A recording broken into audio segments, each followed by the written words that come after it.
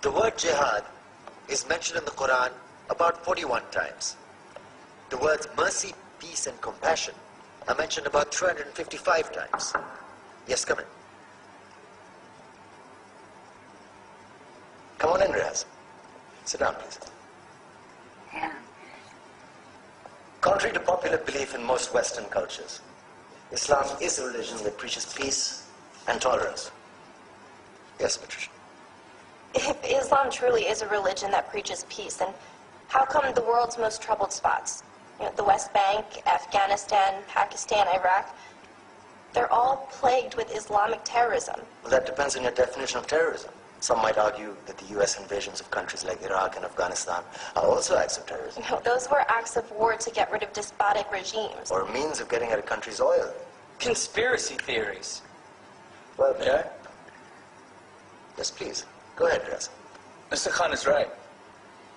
I mean, if we're talking about terrorists, the world's biggest terrorists are the white superpowers. Come on now. No, really, stop and think about it.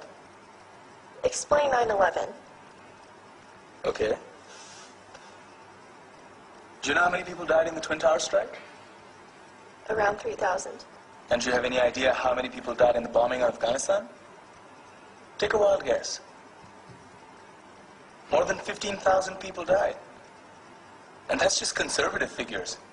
About 50,000 tons of explosives were dropped on innocent civilians. Men, women, children. Yeah, but that was because of the Taliban.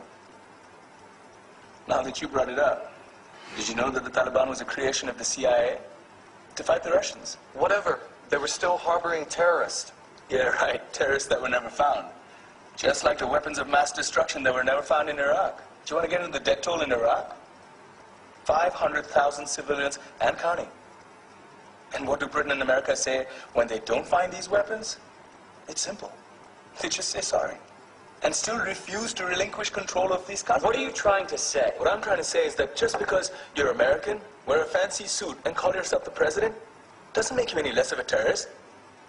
I'm saying that if you don't stop meddling in other people's countries, you will face a backlash. If Muslims like you feel that way, then why don't you get out of our country? We will. As soon as you promise to leave ours.